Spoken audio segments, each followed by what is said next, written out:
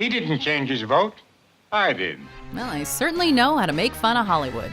Welcome to WatchMojo.com, and today we're counting down our picks for the top 10 Family Guy movie parodies. Bruce didn't change his vote. I did.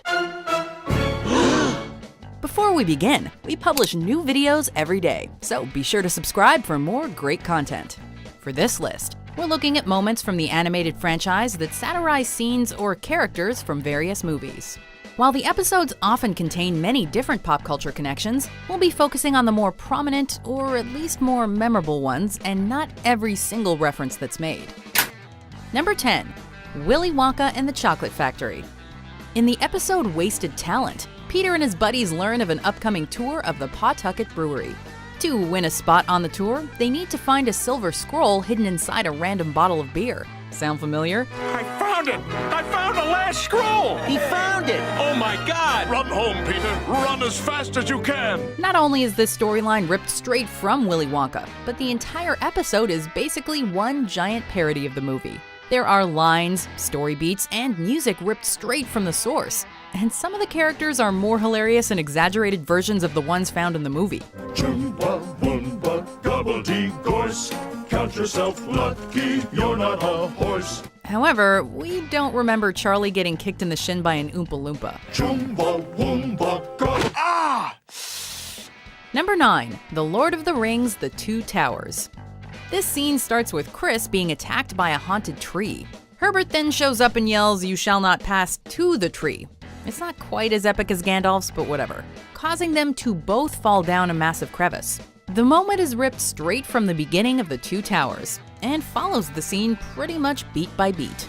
It's simply awesome to see Herbert fighting a monstrous tree with his walker, while epic music plays in the background.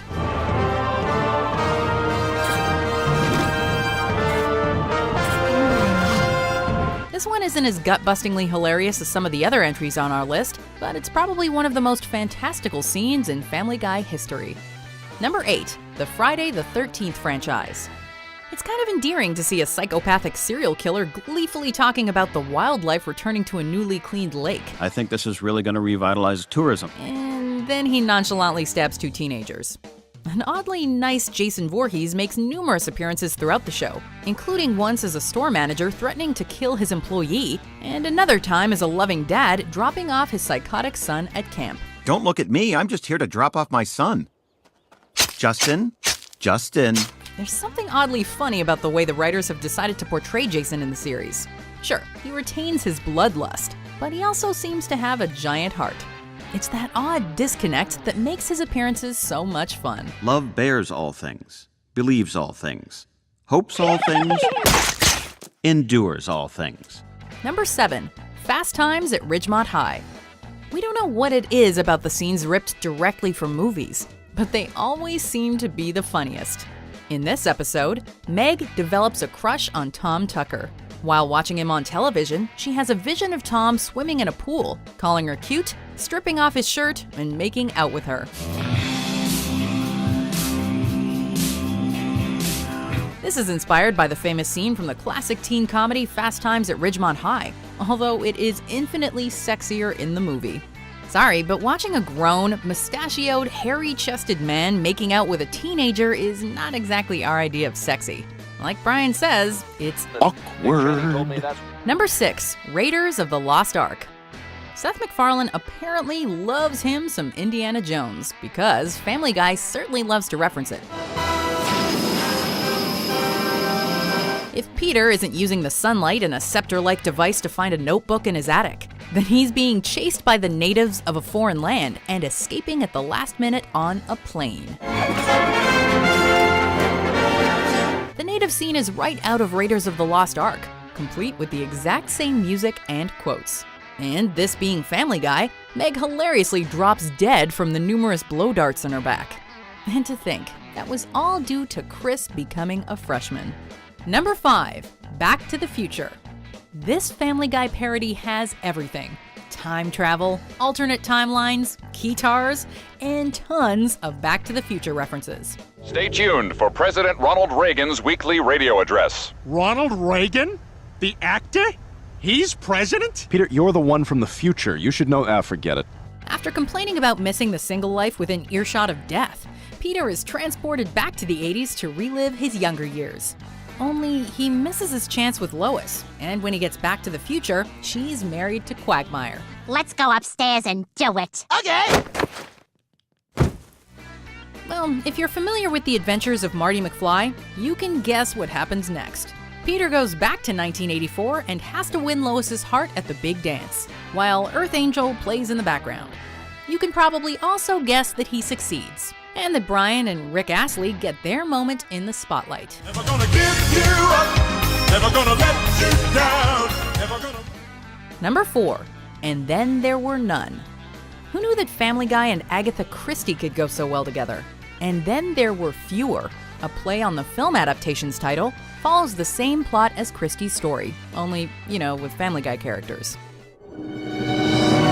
Good evening, everyone. This entire episode works not only as a parody of the murder mystery genre as a whole, but also as a legitimately interesting story in and of itself. Oh my God, Peter, back it up! Oh, really, Lois? I thought I might drive forward. I thought that might be a fun thing to do. We're actually left wondering who the killer could be, all the while laughing at the goofy genre hallmarks that the episode brings attention to. Because I'm the one with the giant magnifying glass.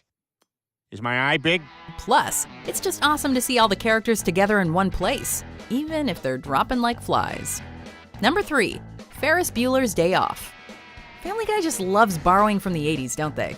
This moment is taken from the events of the Family Guy movie, Stewie Griffin: The Untold Story, which was first released direct to DVD, then aired on TV as part of Season 4. Here, Stewie races to the swim meet at the community pool. Of course, this being Family Guy, it must be done through parody, and the recipient this time is Ferris Bueller's Day Off. The scene follows the climax of the movie to a T, including Stewie going back for the sunbathing babes, stealing a drink, and running alongside his father, all to the tune of the movie score. Too bad it doesn't end well, because Stewie just had to jump in slow motion while everyone else proceeded at normal speed.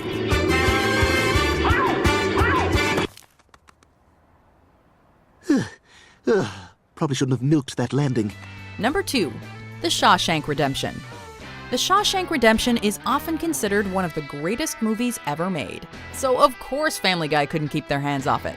The episode 3 Kings directly parodies 3 Stephen King stories. Get it? But we're focusing on The Shawshank Redemption here. Oh, we've only had one conversation, but I can tell we're going to be lifelong friends. This installment is particularly good at poking fun at the various contrivances of the story, like the warden throwing a rock directly at the poster, or Red remembering the name of the obscure Mexican village. Shit! We love the movie, but the episode does bring up some interesting points.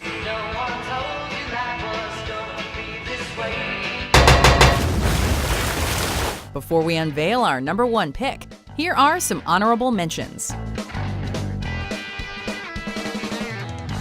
Now I wish I just stayed home and finished my remake of Inside Out. I'm joy. I'm sadness. I'm anger. I'm disgust.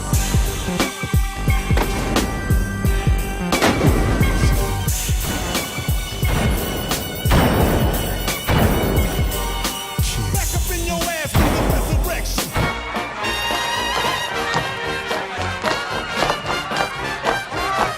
Hey, whose party is this? I'm not sure. Women aren't allowed to ask questions yet. So, what's your name? Madam, you forget yourself. Number 1, Star Wars: The Original Trilogy. Could it really have been anything else?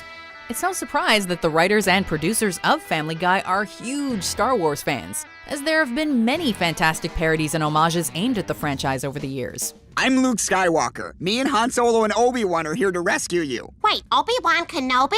Yeah. Suddenly I'm not so fat, huh? That being said, it's their 3-part Laugh It Up Fuzzball series that truly takes the crown. This series of episodes directly parodies the original 3 Star Wars movies, but it does so in a very caring manner. The series is a clear love letter to the films, but it also pokes fun at their many, many flaws and inconsistencies. Why are you wearing Han's clothes? Seriously, watch the actual movie. Lando is wearing Han's clothes in this scene.